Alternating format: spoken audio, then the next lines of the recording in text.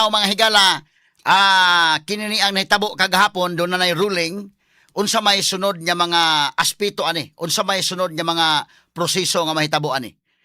Ang pangutanan dako niining maong abli na sa bank records, BIR, AMLAC, tanan, ablihan may higala batok ni Sara Duterte, despite mga kagalaan sa mga arguments, no?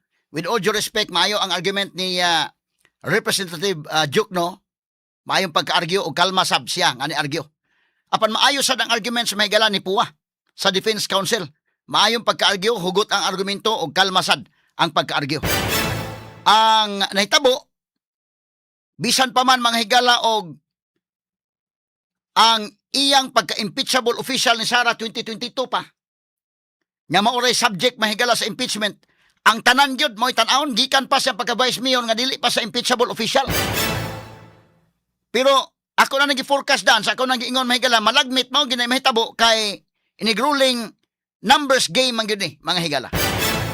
Kining impeachment mga kaigalaan, political and legal kini mahigala nga aspeto, apan sa political aspect di malikayan nga numbers game ni. Muna nga magbrasuhay sa numero. Wa pay labot unya sa paghukom na sa desisyon na unya mga sukitig paminaw. Ang pangutana ron, makatagak na ba ni Sara Duterte or dili gyapon matandog si Sara ni ini? Kay unsa man gyud nakalahi ni Sara Duterte mga kaigalaan, lahi ni iya, unique ning iya. Munang wata kasabot unsay sunod nga mahitabo ani niini na karong impeachment. Kay kadtong mga official sa unang nangandoy nga mahimong presidente, nga ila mahigalang gi-project, pinagi og investigation, tagak man yun. Kaya naman mo, Manny Villar tagak yun. Katong batch pa nila mahigalang ni Manny Villar, kinsa man tong batch, nila man to mahigalang Pinoy, nilang Irap Estrada. Taas og rating si Manny Villar, gitira si Manny Villar, mahigalang tagak.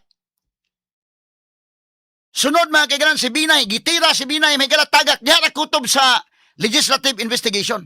Si Sara mahigala, gitira na daan, kaduha na tirahe sa legislative investigation, sige ka saka ang iyang rating. Pangutana ni karon nga ni ana, na impeachment. Nga na, isumpina na mahigala mga bangko. Pangutana ani, padung ba, tibugsok ang rating ni Sara or delikado mo saka?